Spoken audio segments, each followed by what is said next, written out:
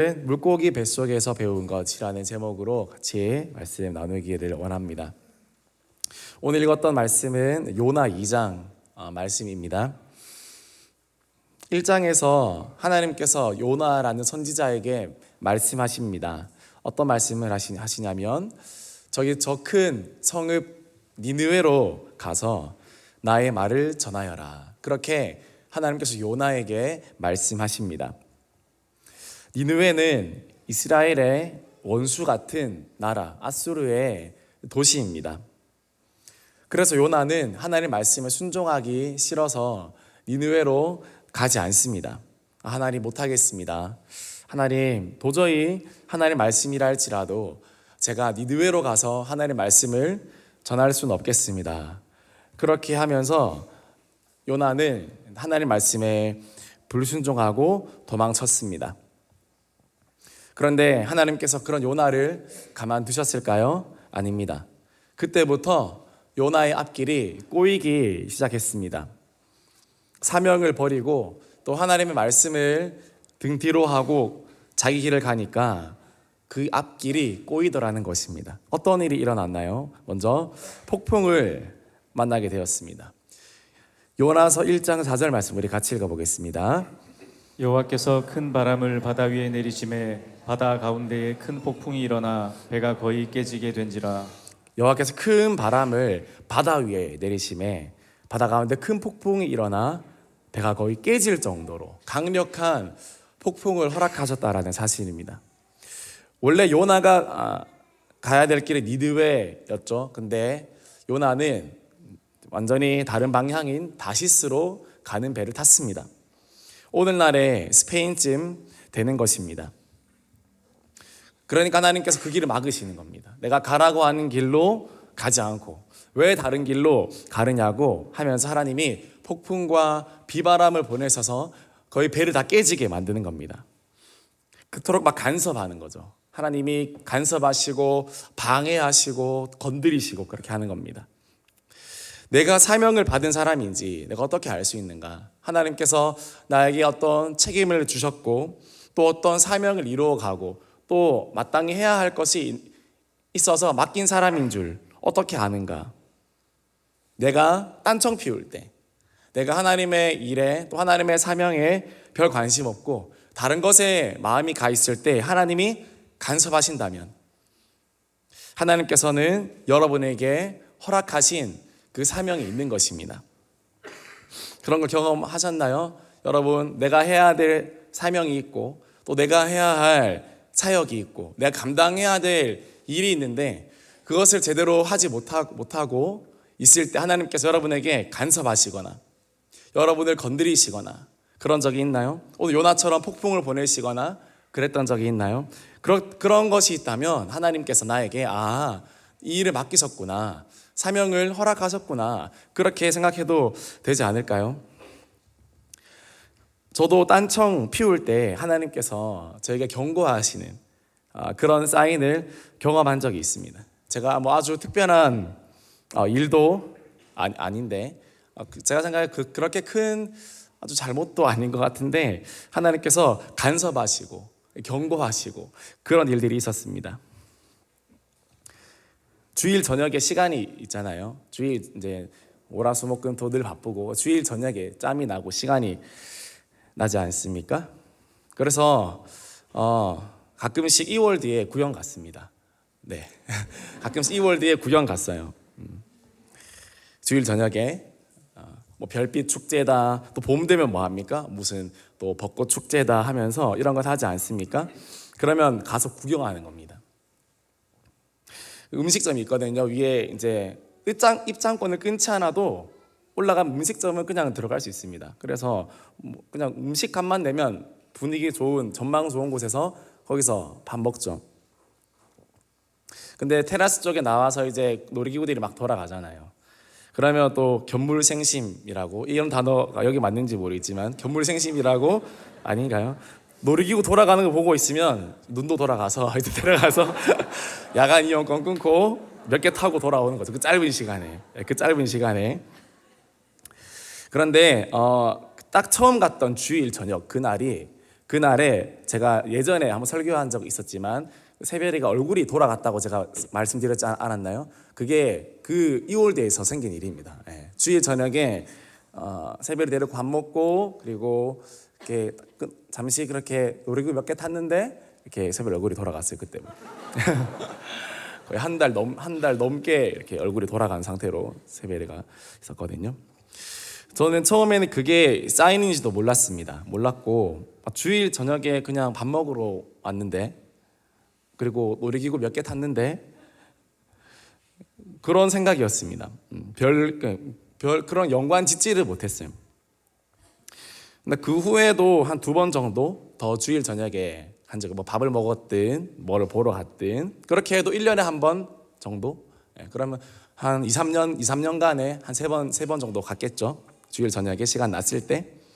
그런데 그 3번 다 제가 갔을 때마다 항상 새벽 일부터 시작해서 좋지 않고 어려운 일이 늘 있었습니다. 저에게 일어났거나 그날 바로 그 시간에 저에게 일어났거나 아니면 제 주변 사람들에게 일어났거나 그래서 급히 부랴부랴 밥 먹다 말고 나오거나 그냥 안에서 좀 구경하다가 말고 나와야 되는 그런 늘 그랬습니다.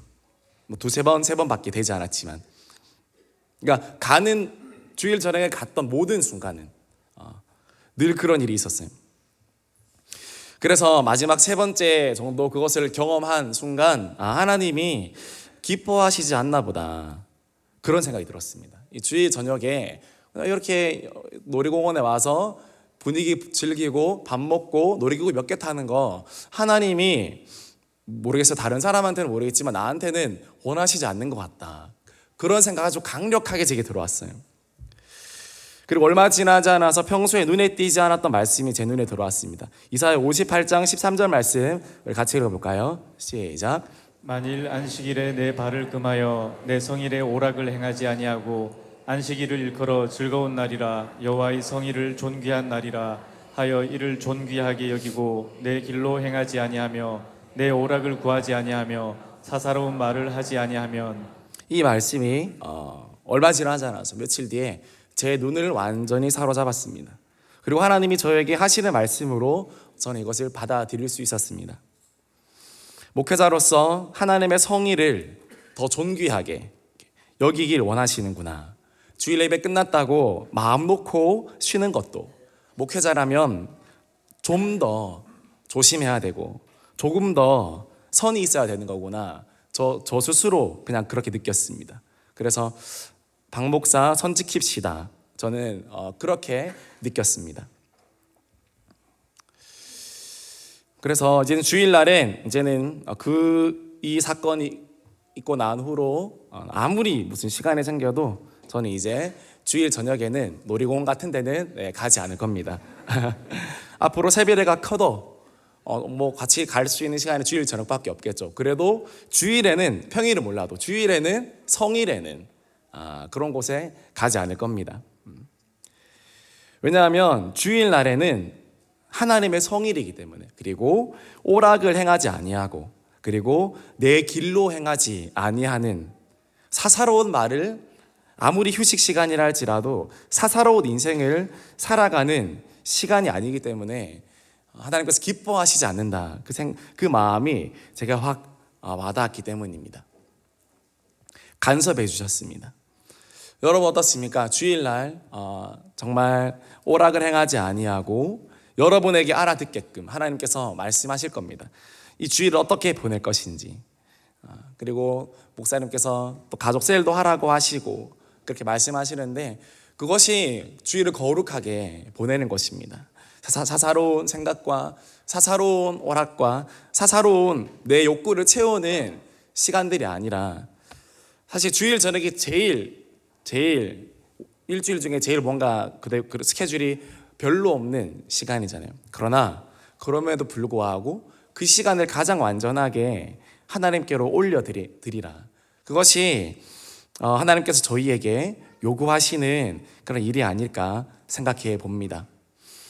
하나님께서 이렇게 간섭하는 게 얼마나 감사합니까? 여러분에게도 하나님께서 이런 간섭하실 때 그것은 하나님의 그런 미움, 원망 그것이 아니라 축복을 주시겠다. 그 약속에 의한 것인 줄 믿습니다. 우리가 다시스로 가려고 할 때, 내가 내 결정과 내 생각으로 가려고 할 때 하나님께서 우리에게 간섭해 주십니다. 사랑해 주십니다. 사랑의 반대말은 미움이 아니라 무관심이라는 말이 있습니다. 혹시 내가 막 살고 있는데도 여러분 혹시 평안하십니까? 내가 막 살고 있는데도 하나님의 간섭이 없습니까? 그렇다면 그거는 더 무서운 것입니다. 하나님의 손에서 완전히 벗어나서 하나님의 계획과는 아무런 상관이 없는 그런 삶을 철저하게 홀로 인생을 살아가고 내 인생을 내가 책임져야 되는 그런 무모한 인생을 내가 살고 있다는 것입니다. 그러나 조금만 하나님 앞에 내가 긴장이 흐트러져도 하나님이 바로바로 나를 건드려 주십니까? 그렇다면 하나님이 나에게 맡겨주신 것들이 분명히 있다는 것입니다. 나에게 사명을 주셨고 또 영혼을 주셨고 더 집중해야 되고 더 바라봐야 될 것들을 하나님께서 나에게 허락하셨구나. 더 세월을 아껴서 내가 하나님과 교회와 영혼을 섬겨야 되는 거구나 라고 생각하시면 되지 않을까요? 그래서 폭풍을 보내셔서 하나님께서는 요나를 깨우시는 겁니다. 둘째로 어떤 일이 또 일어났습니까? 물고기를 예비하시는 것입니다. 요나서 1장 17절 말씀 우리 같이 읽어보겠습니다. 여호와께서 이미 큰 물고기를 예비하사 요나를 삼키게 하셨으므로 요나가 밤낮 3일을 물고기 뱃속에 있으니라. 여호와께서 이미 큰 물고기를 예비하사. 요나 입장에서는 고난스러운 일이었지만 그러나 하나님 입장에서는 물고기를 예비하신 것입니다. 히브리어로 만나라고 하는데요. 광야에서 만나를 주셨죠. 만나를 예비하신 것처럼 물고기도 하나님이 예비하는 겁니다. 우리 인생 가운데 우리가 때로는 하나님의 예비하심을 만나게 됩니다. 어떨 때는 그것이 만나로 우리가 먹을 수 있는 모양으로 오기도 하지만 그러나 그것이 돈의 모양으로 오기도 하고 또는 사람의 모양으로 오기도 하고 또는 오늘 요나가 일어난 일처럼 물고기 모양으로도 하나님의 만나, 예비하심은 다양한 모습으로 우리에게 찾아올 수 있는 것입니다.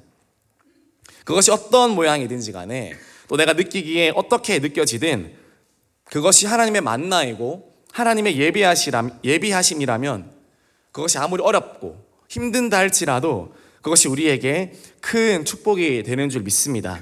그래서 어떤 신학자는 요나가 물고기 신학교에 입학했다. 물고기 신학교에 입학했다. 그래서 그 물고기 뱃속에서 요나가 인생을 배우고 또 하나님을 배웠다라고 그렇게 이야기하기도 합니다. 이 요나는 그러면 이 물고기 뱃속에서 무엇을 배웠습니까? 세 가지만 살펴보고 오늘 말씀 마무리하려고 합니다. 첫 번째로 이 요나는 물고기 뱃속에서 부르짖는 기도를 배웠습니다. 요나서 2장 2절 말씀 우리 같이 읽어보겠습니다. 시작. 이르되 내가 받는 고난으로 말미암아 여호와께 불러 아뢰었더니 주께서 내게 대답하셨고 내가 수오르의 뱃속에서 부르짖었더니 주께서 내 음성을 들으셨나이다. 수올의 뱃속에서 부르짖었더니 주께서 내 음성을 들으셨나이다.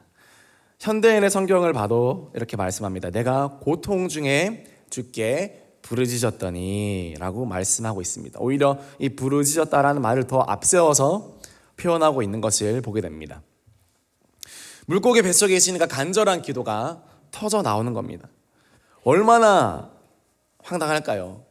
뱃속에서 곤히 자고 있었는데 눈 떠보니까 물고기 뱃속에서 있는 겁니다. 냄새나고 정말 역겹고 앞이 보이지 않고 그러나 하나님께서 요나를 물고기 뱃속으로 불러주신 이유는 요나의 잠든 기도를 깨우기 위해서 그래서 요나를 물고기 뱃속으로 보내셨다라는 것입니다. 이제 물고기 뱃속에서 자신의 모든 의지가 꺾이고 나니까 하나님께 부르짖는 기도가 저절로 나오더라는 것입니다. 우리 인간은 물고기 뱃속에 갇혀 있을 때 이 부르짖는 기도가 나온다는 것입니다. 요나는 우리의 축소판입니다. 우리를 대표하는 사람입니다.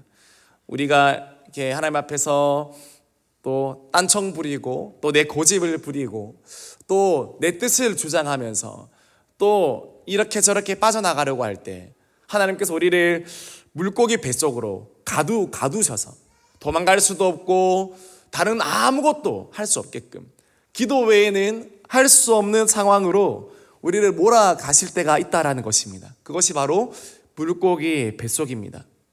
여러분 혹시 이러한 환경 가운데 놓여져 있는 성도님 계십니까? 기도 말고는 할 곳이 없는 그곳이 바로 이 물고기 뱃속. 근데요, 이것이 오히려 축복입니다. 이 물고기 뱃속에서 할 게 없어서 기도밖에 할 게 없다는 게 축복인 겁니다. 담임 목사님께서 종종 하시는 말씀, 예전에 또 교회가 앞산 밑에 또 그 전에 있을 때는 정말 할 것이 기도밖에 없었다. 또 말씀 묵상하고 연구하는 것밖에 없었다. 그렇게 말씀하시지 않습니까? 그러나 그 모든 것들이 축복이 되지 않습니까? 그렇게 기도밖에 할 수가 없고 말씀밖에 읽을 수밖에 없었지만, 그러나 그것들이 물고기 뱃속에서 그 시간들이 열매가 되고 축복이 되어서 오늘날 모든 사역을 이끌어가는 동력이 되지 않습니까? 우리가 보기에는 위기고 우리가 보기에는 답답한 현실 상황 가운데서도 그러나 여전히 기도할 수 있다면 그것은 곧 기회가 되고 또 하나님이 일하시는 그런 통로가 될 줄 믿습니다. 그래서 부르짖는 기도가 필요한 겁니다. 어떤 학자는 말하기를 물고기 뱃속에서 요나는 지리식사를 각오하고 기도했다, 이렇게 이야기합니다. 그렇죠. 그 좁은 뱃속 안에 얼마나 공기가 있었고 또 바다 한가운데서 얼마나 산소가 있었을까요? 사람이 버텨봤자 얼마나 그 속에서 며칠을 버틸 수 있었겠습니까? 입을 꾹 다물고 숨을 얕게 쉬어도 산소가 모자라는데 부르짖어 기도한다면 얼마나 많은 산소를 허비하는 일입니까? 그러나 그렇게 산소를 허비하고 지리식사한다 할지라도 이게 소설이 아니잖아요. 이게 공상과학이 아니잖아요. 실제로 있었던 일을 기록해 놓은 거잖아요. 여러분이 물고기 뱃속에서 그 좁은 환경 가운데서도 부르짖어서 기도할 수 있는 그런 마음이 있다면 얼마나 간절한 마음으로 요나가 나아갔을 거라는 거 우리가 예측할 수 있지 않겠습니까? 이것이 바로 하나님이 요나에게 원하셨던 기도인 것입니다. 물고기 뱃속에서 이 부르짖는 기도를 배우는 저와 여러분들이 되어지기로 소망합니다. 예레미야 33장 3절 말씀 우리 같이 읽어보겠습니다. 너는 내게 부르짖으라. 내가 내게 응답하겠고 내가 알지 못하는 크고 은밀한 일을 내게 보이리라. 시편 118편 5절 말씀 같이 읽겠습니다. 내가 고통 중에 여호와께 부르짖었더니 여호와께서 응답하시고 나를 넓은 곳에 세우셨도다. 시편 30편 2절 말씀 같이 읽겠습니다. 여호와 내 하나님이여 내가 주께 부르짖음에 나를 고치셨나이다. 그렇죠. 부르짖는 기도가 마음대로 되지 않습니까? 그러면 내가 영적으로 막혀 있다, 그렇게 우리가 생각해야 됩니다. 침묵 기도도 우리가 언제든지 할 수 있어야 되지만 부르짖는 기도도 언제든지 우리가 할 수 있어야 됩니다. 자유롭게, 마치 축구 선수가 양발로 공 트래핑을 자유롭게 언제든지 오른발로도 할 수 있고 왼발로도 할 수 있고 자유롭게, 마치 손흥민 선수가 슛 연습을 할 때 오른쪽으로 500번 또 왼발로 500번 양발로 왼쪽에서 들어갈 때는 맞죠? 필요한 그에 맞는 발로 어떤 방향에서도 다각도로 골을 넣기 위해서는 양발을 자유자재로 쓸 수 있어야 하는 것처럼 우리의 기도도 침묵 기도를 할 때가 있고 또 통성 기도를 할 때가 있고 또 영적으로 싸우는 기도를 할 때가 있고 또 신음으로 기도를 할 때가 있고 여러 가지 기도의 방편이 있는 겁니다. 우리가 노련한 기도의 선수가 되기 위해서는 반드시 다 할 줄 알아야 됩니다. 우리 대형의 모든 성도님들은 하나님 앞에 부르짖는 기도도 언제든지 할 수 있는, 하나님 앞에 기도할 수 있는 그런 기도에 노련한 선수들이 되시기를 주님의 이름으로 축복합니다. 이것은 고집을 부릴 영역이 아닌 겁니다. 이거는 노련한, 경기에서 이기려면 둘 다 해야 됩니다. 한국 교회를 이끌어온 것이 바로 새벽 기도, 철야 기도, 그리고 통성 기도지 않습니까? 이것이 얼마나 하나님께서 한국 교회에 주신 큰 축복입니까? 사실 이거 세 개는 다 한 세트입니다. 한 세트. 철야 기도 하다 보니까 밤을 새야 되고, 밤을 새야 되면 졸지 않아야 되니까 소리내서 기도해야 되고, 그러다 보니까 통성기도가 나오고, 그러다 보니까 새벽이 됐으니까 또 기도하고, 그러니까 또 새벽 기도가 되고, 이 모든 게 다 한 세트지 않습니까? 하나님이 우리나라에 한국교회에 주신 큰 축복입니다. 불교에는 부르짖는 기도가 없습니다. 그저 염불과 수행뿐입니다. 사찰에서 스님이 차림 하면서 그렇게 하는 기도 들어보신 적 있으신가요? 그런 스님이 있으면 아마 당장 속세로 돌아가라 이렇게 말하지 않을까요? 언제나 고요하게 종이나 딸랑딸랑, 기르는 강아지가 멍멍, 그 정도가 절에서 나는 소리지, 기도하는 소리, 부르짖는 소리, 그런 거 없습니다. 왜? 나의 공로만을 의지하기 때문입니다. 나의 공로만. 그러나 부르짖는 기도는 누구에게 의지합니까? 염불과 수행은 나를 의지하지만, 정말 아무것도 가진 것 없지만 부르짖는 기도, 그거는 내가 나를 의지하는 것이 아니라 모든 것을 하실 수 있고, 모든 것을 도와줄 수 있고, 내 모든 문제를 해결할 수 있는 하나님을 믿는 사람은 남의 눈치 보지 않고 부르짖어 기도할 수 있다는 것입니다. 성경의 바디메오도 예수님께 부르짖었고, 또 수로보니게 여인도 예수님께 부르짖었고, 다윗도, 예레미야도, 이스라엘 백성들도 날마다 하나님께 부르짖었습니다. 그럴 때 하나님께서 은혜를 베풀어 주셨습니다. 살짝 기도할 마음이 없다 할지라도 여러분 입을 열어서 한번 기도해 보십시오. 그러면 기도의 열정도 생기게 되고, 또 말이 우리의 마음을 주장하니까, 성경은 혀가 우리의 몸을 지배한다고, 제어한다고 이렇게 말하지 않습니까? 그래서 뜨겁게 기도하다 보면, 입술에서 시작하다 보면 그것이 내 영혼과 내 마음을 달아오르게 하는 것입니다. 오늘 밤 하나님 앞에 한번 소리 높여 기도해 보지 않으시겠습니까? 작은 신음도 들으신 하나님이지만 물고기 뱃속에서도 부르짖어 간청하는 기도에 반드시 응답해 주신 하나님, 그 기도를 가르치시고자 우리로 하여금 때로는 앞뒤가 막힌 답답한 상황 가운데 몰아넣으시는 그런 하나님이신 겁니다. 그래서 이 환경 가운데 더 기도가 죽는 것이 아니라 더 간절하게 더 부르짖어 기도하면 첫 단계 관문을 통과하는 것입니다. 이 물고기 신학교를 통과해서 한 단계 나아가는 것입니다. 그런 저와 여러분들이 되어지기를 주님의 이름으로 축복합니다. 두 번째로, 이 물고기 뱃속에서 요나는 다시 주의 성전을 바라보게 되었습니다.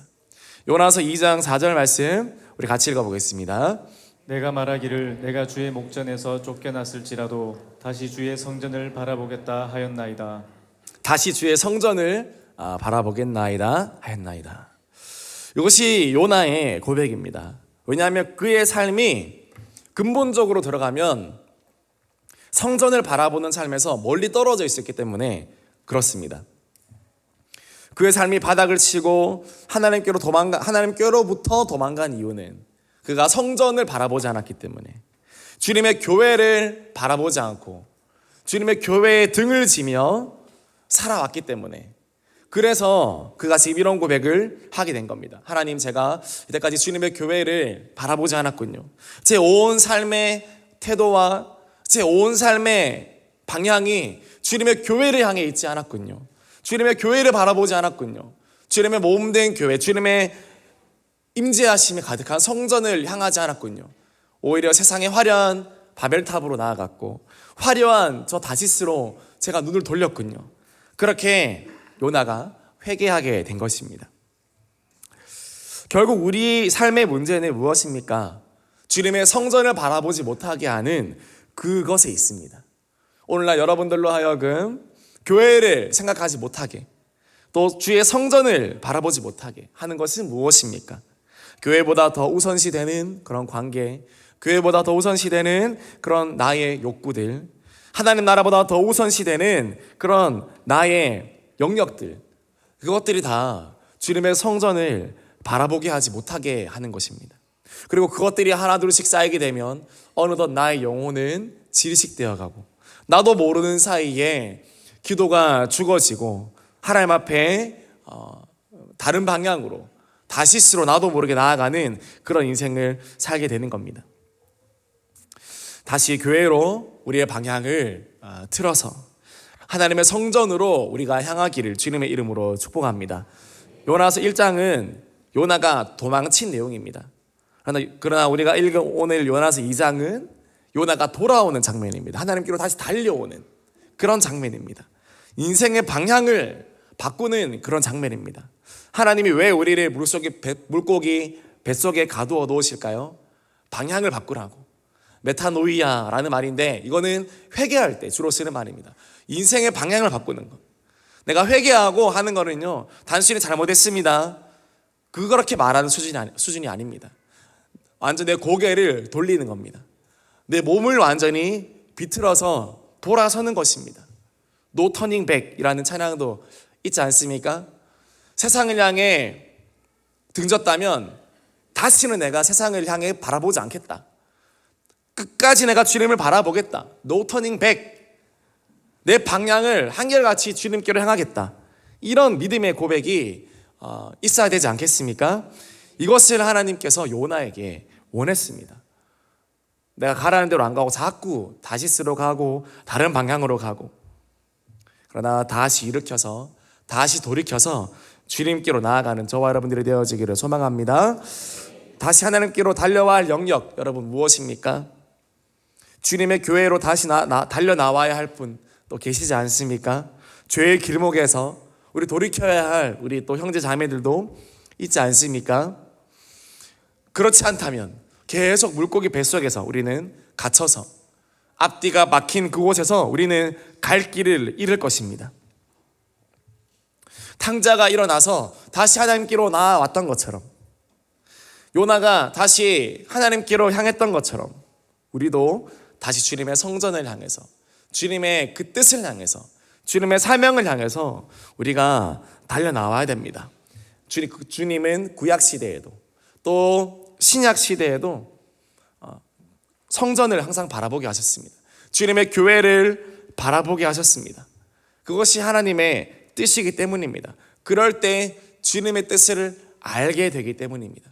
이스라엘 백성들도 광야에서 정말 그 지도가 없는 광야 생활을 할 때도 유일한 나침반이 된 그 성전, 12지파를 둘러싸여 있던 그 한가운데 있던 그 주님의 성전이 이스라엘 백성의 40년의 광야길을 인도하셨듯이 저와 여러분도 광야 같은 인생길을 산다 할지라도 여러분이 항상 성전 중심으로 주님의 성전을 향하여 있으면 하나님께서 여러분의 인생길을 가장 순탄한 길로, 또 하나님이 가장 축복된 길로 인도하여 주실 줄 믿습니다.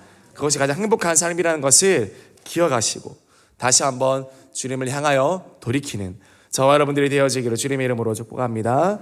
마지막으로 요나는 이 물고기 뱃속에서 감사하며 서원을 이행하게 되었습니다. 요나서 2장 9절 말씀 우리 같이 읽어보겠습니다. 나는 감사하는 목소리로 주께 제사를 드리며 나의 서원을 주께 갚겠나이다. 구원은 여호와께 속하였나이다 하니라. 요나는 이때까지 감사가 없었습니다. 하나님이 무슨 말씀만 해도 왜요? 왜요? 왜요? 왜 해야 되는데요? 사명이 있다는 것이, 내가 할 일이 있다는 것이 얼마나 큰 축복이고 감사거리인데도 불구하고 요나의 마음이 뒤틀려 있으니까 감사하지 못하고, 왜요? 왜 니느웨로 가야 되는데요? 그렇게 했던 것입니다. 그래서 하나님께서 이 요나에게 물고기 뱃속에서 감사를 깨우쳤습니다. 하나님께 평범하게 순종하며 여러분 살아가는 일상들, 이것이 얼마나 돌아보면 큰 기적거리고 큰 감사거리였는지 우리가 깨닫지 않습니까? 평범한 일상, 교회에 나와서 기도할 수 있다면 건강이 있다는 것이고, 멀쩡한 두 발이 있다는 것이고, 또 함께 가족 기도회를 할 수 있다면 가족이 있다라는 뜻이고, 함께 목장 기도를 할 수 있다면 목장 식구들이 있다는 뜻이고, 새벽 기도를 할 수 있고, 그렇게 할 수 있다면 아침에 일어날 수 있는 건강이 있다라는 뜻이고, 얼마나 이런 우리의 일상이 큰 기적인지 우리는 물고기 뱃속에 갇힐 때 그것을 깨닫게 된다라는 것입니다. 그래서 감사를 잃어버리지 마시기를 주님의 이름으로 축복합니다. 요즘 또 얼마나 감사해요. 새벽 기도 시간도 10분 더 늦춰졌잖아요. 크죠? 매우 크죠? 10분 매우 큽니다. 네, 얼마나 또 준비할 시간도 주시고 얼마나 감사합니까? 더 기도에 집중할 수 있도록, 더 하나님께 집중할 수 있도록. 감사할 이유를 찾으면 끝이 없습니다. 그래서 우리는 늘 감사해야 됩니다. 그리고 또 뭐라고 말합니까? 나의 서원을 주께 갚겠나이다. 그 전에 아마 요나가 아주 신앙이 좋았을 때는 하나님, 제가 이것도 하나님 위해서 해드리겠습니다. 제가 이것도 헌신해 보겠습니다. 제가 이것도 하겠습니다 라고 했겠지만, 그러나 마음이 삐뚤어지고 다 식었을 때는 다 스탑 했을 것입니다. 이게 생각이 났습니다. 물고기 뱃속에서 자기 지난 날을 돌아보면서, 아, 내가 하나님께 사실 이거 드린다고 했는데, 하나님께 내가 이렇게 하겠다고 했는데, 내가 이거 봉사하겠다고 했는데, 이거 섬기겠다고 했는데 지금 내 수준이 이래서 그걸 지금 다 안 하고 있구나. 하나님은 나를 이토록 성실하게 대하셨는데 나는 하나님께 성실하지 못하구나. 이게 당연합니다, 여러분. 사람은 성실하지 않습니다. 그러나 우리가 해야 될 거는 날마다 주님 앞에 성실하도록 노력하는 것이고, 성실하도록 애쓰는 것이고, 새벽기도 안 된다고 자포자기하고 주저앉아 있는 것이 아니라 날마다 다시 시작하는 겁니다. 다시 새벽기도 시작하는 겁니다. 다시 저녁기도를 시작하는 겁니다. 그래서 요즘엔 얼마나 교회가 새벽부터 활기차고 그렇습니까? 요즘엔 디모데 청년들도, 또 바울 청년들도 아침에 새벽기도 끝나고 카페에서 또 간단하게 먹고 바로 학교 가는 그런 라이프 스타일을 만들어가고 있다고 제가 알고 있습니다. 얼마나 감사합니까? 다시 해보겠다. 길게 해야죠. 뭐 한 달, 두 달 한다고 이게 될 거 아니죠. 한 달, 두 달 뒤에 다시 소리 소문 없이 아무 일 없었다는 듯이 다 사그라들면 안 되는 것이죠. 계속 결단해야 되죠. 조금 지나치면 다시 해보자. 또 다시 하자. 또 아침을 깨우자. 새벽을 깨우자. 계속 평생토록 우리의 서원을 주께 갚아 나가는 과정. 이것을 우리가 평생토록 일생 동안 해야 된다라는 것입니다. 그럴 때 복이 임합니다. 그럴 때 하나님께서 축복해 주십니다. 그럴 때 하나님께서 우리에게 은혜를 베풀어 주시는 것입니다. 하나님께서 책임져 주시는 것입니다. 여러분 가운데도 이 주님의 서원을 정말 다시 여러분 기억하고 갚아야 될 것이 없습니까? 그것을 오늘 다시 한번 결단하고 주님 앞에 나아가는 저와 여러분들이 되어지기를 소망합니다. 그럴 때 어떻게 되었습니까? 요나서 2장 10절 말씀 우리 같이 읽어보겠습니다. 여호와께서 그 물고기에게 말씀하시매 요나를 육지에 토하니라. 네, 이걸 다 배울 거 다 배우고 나니까 하나님께서 자, 그 다음 미션 하면서 물고기 뱃속에서 토해서 다시 육지로 보내셨습니다. 그 다음 미션을 주는 것이죠. 하나님께서는 반드시 배울 것들을 배우게 하십니다. 우리가 놓쳤던 것들, 우리가 잃어버렸던 것들, 잃어버린 열정, 잃어버린 순결, 잃어버린 마음, 잃어버린 사명 있다면 하나님께서 이 부족한 요나도 자아상도 삐뚤어져 있고 하나님에 대한 상도 삐뚤어져 있고 불평불만밖에 없었던 이 요나도 하나님께서 잡으시고 또 가르치시고 또 교육하셔서 하나님께서 쓰십니다. 하나님께서 요나도 포기하지 않는데 저와 여러분도 포기할까요? 절대 포기하지 않습니다. 또 대인교회 붙여주셨는데 하나님께서 포기하실까요? 절대 포기하지 않습니다. 끝까지 여러분과 함께 하시고 끝까지 여러분과 동행하시며 여러분에게 말씀하시는 줄 믿습니다. 끝까지 배우게 하시고 끝까지 고치시고 다듬으셔서 여러분을 사용하여 주실 줄 믿습니다. 이것을 믿으시기 바랍니다. 그래서 결국 요나를 또 썼지 않습니까? 니느웨에 가서 요나가 사역도 제대로 안 했습니다. 가서 그냥 소곤소곤 하나님이 너희들 혼내겠대, 대충 살아 하고 그냥 돌아갔습니다. 별말 안 했습니다. 근데 그 말 듣고 니느웨의 백성이 통탄하며 회개하며 금식하며 하나님 앞에 엎드렸습니다. 하나님 앞에 하나님이 인정하시니까 사역이 저절로 되고 하나님이 함께 하시니까 하나님께서 일하시더라는 것입니다. 내가 하나님 안에 있으니까, 내가 하나님 마음에 합한 사람이 되니까 하나님께서 내가 하는 일마다, 내가 걷는 거리마다, 내가 손댄 영혼들마다 하나님께서 살려주시더라는 것입니다. 믿으십시오. 하나님께서 그 능력을 사모하십시오. 나의 능력, 그걸 사모하지 말고 하나님께서 부어주신 그 능력을 사모하십시오. 그럼 여러분이 손대는 영혼들, 또 여러분이 외치는 그 권면과 말씀들이 땅에 떨어지지 아니하고 교회를 세우고 또 이 무너진 대구를 세우고 또 한국교회를 세우고 여러분의 가정을 세우고 여러분의 자녀를 세우는 그런 권세의 말씀이 될 줄 믿습니다. 우리의 능력이 아니라 하나님이 주시는 권세입니다. 권세. 우리의 스킬이 아니라 하나님이 허락하신 권위입니다. 우리가 하나님께 순종할 때, 받아낼 때 그것을 얻게 되는 것입니다. 그래서 요나는 끝까지 사실은 또 불평하고 요나서 4장 가면 그렇게 됐잖아요. 그럼에도 불구하고 하나님은 끊임없이 요나에게 가르치십니다. 하나님의 마음을 전해주시고 하나님의 의도를 말씀해 주시고 하나님 정말 친절하게 또 실물 예화로 박넝쿨도 만들었다가 또 햇볕으로 태웠다가 이렇게 막 보여주시면서 하나님이 요나 앞에서 설교도 하고 이끌어주고 그렇게 얼마나 친절한가요? 사명에 붙잡혀 있으면 하나님 우리에게 친절하게 대하십니다. 아무리 내가 좀 입이 보르통하고 하나님 힘들어요, 어려워요, 마음에 안 들어요, 저 사람, 저 목원들, 저 집사님들, 저 학생 정말 힘들어요, 그렇게 한다 할지라도 내가 내 방향이 사명을 향해 있다면 하나님은 우리에게 친절하십니다. 그리고 필요한 것들을 채워주십니다. 그늘이 필요하면 그늘을 채워주시고 또 아니면 다른 것들을 채워주시고 하나님께서 우리를 돌보신다라는 사실을 믿으시기를 바랍니다. 그게 우리가 사는 방법입니다. 내가 챙기는 삶이 아니라 하나님 거 챙길 때 하나님이 우리를 챙겨주시고 우리를 보호하시고 우리를 채워주시는 그 삶, 여러분 그 삶 놓치지 않으시기를 주님의 이름으로 축복합니다. 여러분이 가지려고 하면 다 놓칩니다. 그러나 사명에 집중하면 생존 지향이 아니라 사명 지향으로 살게 되면 하나님께서 채우시 믿고 오늘도 기도의 자리에서 사명으로 기도할 수 있는 저와 여러분들이 되어지기를 주님의 이름으로 축복합니다. 말씀 마무리하겠습니다. 이때까지 하나님 얼마나 한 개인에게 여러분 간섭하시고 역사하는지 보았습니다. 이 요나 같은 사람에게도 역사하고 간섭하는지 바다 밑에 고기 뱃속까지 하나님이 간섭하셨습니다. 그 하나님께서 여러분의 인생 한 명 한 명에게 간섭하시면서 이끌어 가실 줄 믿고 나아가는 오늘 밤 되어지기를 주님의 이름으로 축복합니다.